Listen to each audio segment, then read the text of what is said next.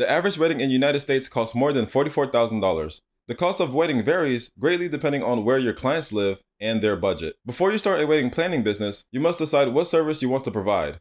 Wedding planners can provide a variety of services, and you should decide which ones you will provide before starting your company. In this video, you will learn how to start a wedding planning business. This video will be your first stepping stone, providing a practical step-by-step approach to starting your wedding planning business. We will go over topics such as conducting market research, conducting competitive analysis, writing a business plan, and raising money from angel investors. It is critical that you watch this video from the beginning to the end so that you have a clear understanding of how to start a wedding planning business. The first thing you should do before starting a business is conduct market research. Consumer behavior and economic trends are combined in a market research to confirm and improve your business idea. It is critical to understand your customer base from the start. Market research allows you to reduce risk while increasing your chances of business profitability. Collect demographic data to better understand the opportunities and constraints for gaining customers. This can include demographic information such as age, wealth, family, interests, or anything else relevant to your business. Then, to get a good sense of your market, you should answer the following questions. 1. Demand. Is your product or service in high demand? 2. Market size. How many people are likely to be interested in your product? 3. Economic indicators. What is the income range and employment rate? 4. Locations. Where do your customers live and where can your business reach? 5. Market saturation. How many similar options do consumers already have? 6. Pricing. How much are potential customers willing to pay for these alternatives? You will want to stay current on small business trends. It is critical to understand the specific market share that will impact your profits. You can conduct market research using existing source, or you can conduct your own research and reach out directly to consumers. Existing source can save you a lot of time and energy, but the information may not be as tailored to your target audience as you would like. Use it to answer both general and quantifiable questions such as industry trends, demographics, and household incomes. Asking consumers directly can provide you with a more nuanced understanding of your specific target audience. Direct research, on the other hand, can be time-consuming and costly. Use it to respond to questions about your specific business or customers, such as reactions to your logo, changes you can make to purchasing experience, and where customers might go instead of your business. Direct research methods include surveys, questionnaires, focus groups, and in-depth interviews. Following market research, the next step is to conduct competitive analysis to identify a market advantage. Competitive analysis allows you to learn from businesses that compete for your potential customers. This is critical for defining a competitive advantage that generates long-term revenue. Your competitive analysis should identify your competitors by product line or service, as well as market segment. Here are some characteristics to look for in the competitive landscape. 1. Market share. 2. Strengths and weaknesses. 3. Your window of opportunity to enter the market. 4. The importance of your target market to your competitors. 5. Any obstacles that may impede your entry into the market. And 6. Secondary or indirect competitors who may have an impact on your success. There may be numerous businesses competing to serve the same market that you are. The level of competition, the threats of new competitors or services, and the effect of suppliers and customers on prices are all important factors to consider. You should write a business plan after conducting competitive analysis to determine a market advantage. A good business plan will walk you through each stage of starting and running your company. Your business plan will serve as a roadmap for how to structure, run, and grow your new venture. It's a method of organizing your thoughts about the most important aspects of your business. Business plans can assist you in obtaining funding or attracting new business partners.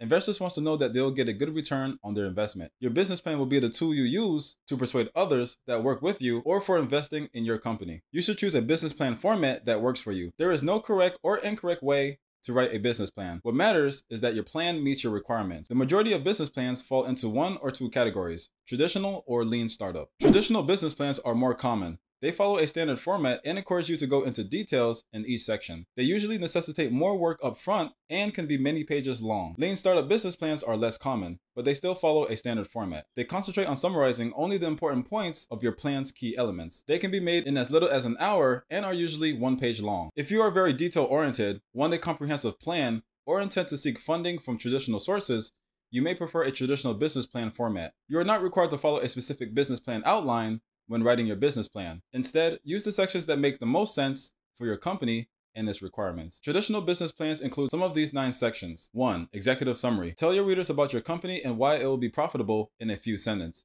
Include your company's mission statement, product or service, and basic information about its leadership team, employees, and location. If you intend to seek funding, you should also include financial information and high-level growth plans. 2. Company description. Provide detailed information about your company in your company description. Explain in detail how your company solves problems. Make a list of consumers, organizations, or businesses that your company intends to serve. Describe the competitive advantages that will help your company succeed, such as, is your team comprised of experts, or have you found the ideal location for your business? This is the place to talk about your company's strengths. 3. Market research. You'll need to be well versed in your industry outlook and target market. Competitive research will show you what other companies are doing and their strengths. Look for trends and themes in your market research, such as what are the actions of successful competitors? What makes them so effective? And also, are you able to do it better? This will be the time to respond to these questions. 4. Management and organization. Tell your reader how your company will be organized and who will be in charge. Describe your company's legal structure. Indicate whether you plan to incorporate your business as a C or S corporation, a general or limited partnership, or as a sole proprietorship or limited liability company, LLC. In your company, use an organizational chart to show who is in charge of what. Demonstrate how each individual's unique experience will contribute to the success of your venture. Consider including resumes and curriculum vitae for key members of your team. 5. Product or service line. Describe the product or service you provide. Describe how it benefits your customers and the product life cycle. Share your intellectual property plans, such as copyright or patent filings. Explain in detail if you are conducting research and development for your service or product. 6. Sales and marketing. A marketing strategy cannot be approached in a single way. Your strategy should evolve and change to meet your specific requirements. This section's goal is to describe how you plan to attract and retain customers. You'll also describe how a sale will take place. This section will be referred to later when making financial projections, so make sure to thoroughly describe your entire marketing and sales strategy. 7. Request for funding. If you're requesting funding, this is where you'll detail your funding needs. Your goal is to clearly explain how much funding you'll require over the next 5 years and how you intend to use it. Indicate whether you want debt or equity, the terms you want, and the length of time your request will last. Provide a detailed description of how you intend to use your funds. Indicate whether you require funds to purchase equipment or materials, pay salaries, or cover specific bills until revenue increases. Include a description of your future strategic financial plans, such as debt repayment or the sale of your business. 8. Financial projections. Financial projections should be included with your funding request. Your goal is to persuade the reader that your company is stable and will be highly profitable. Include income statements, balance sheets, and cash flow statements for the last 3 to 5 years if your company is already established. If you have any other collateral that could be used to secure a loan, make sure to include it as well. Provide a financial forecast for the next 5 years. Forecasted income statements, balance sheets, cash flow statements, and capital expenditure budgets are all included. Be even more specific in the first year using quarterly or even monthly projections. Make certain that your projections are clearly explained and that they correspond to your funding request. This is an ideal place to use infographics to tell your company's financial story. 9. Appendix. Provide supporting documents or other materials that were specifically requested in your appendix. Credit history, resumes, product pictures, letters of reference, license, permits, patents, legal documents, and other contracts are all common items to include. You may prefer a lean startup format if you need to explain or launch your business quickly, if your business is relatively simple, or if you intend to change and refine your business plan on a regular basis. Lean startup formats are diagrams that describes your company's value proposition, infrastructure, customers, and finances using only a few elements. They are useful for visualizing trade-offs and key facts about your company. A lean startup template can be created in a variety of ways. The following are the 9 components of a lean business plan. 1. Key partnerships. Take note of other businesses or service with which you will collaborate to run your business. Consider vendors, manufacturers, subcontractors, and other strategic partners. 2. Key activities. Make a list of the ways your company will gain a competitive advantage. Highlight activities such as selling directly to consumers or utilizing technology to participate in the sharing economy. 3. Key resources. List any resources you will use to provide value to your customers. Staff, capital, and intellectual property may be among your most valuable assets. Remember to take advantage of any business resources that may be available to women, veterans, Native Americans, and hub zone businesses. 4. Value proposition. Make a clear and compelling statement about your company's unique value to the market. 5. Customers' relationships. Describe how your customers will interact with your company. Is it automated or human to human? Should it be done in person or online? Consider the customer's experience from the beginning to the end. 6. Customer segments. When naming your target market, be specific. Because your business will not be for everyone, it is critical to have a clear idea of who your business will serve. 7. Channels. Make a list of the most important ways you'll communicate with your customers. Most businesses use a combination of channels that they optimize over time. 8. Cost structure. Will your company prioritize cost cutting or value additive initiatives? Define your strategy and then list the most significant costs associated with pursuing it. 9. Revenue streams. Describe how your company will make money. Direct sales, membership fees, and the sale of advertising space are a few examples.